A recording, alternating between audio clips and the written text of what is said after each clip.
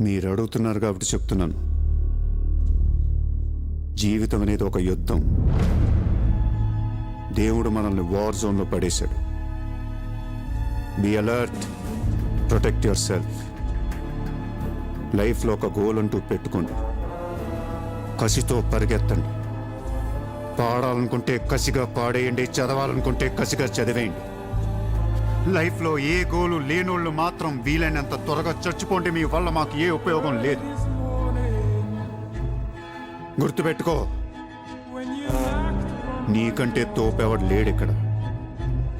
నీకేదనిపిస్తే వచ్చి ఎవడి మాట వినొద్దు, మనిషి మాట అసలు వినొద్దు. నీ టార్గెట్ 10 miles అయితే aim for the 11th mile. కార్తే దిమ్మ తిరిగిపోవాలి. చల్.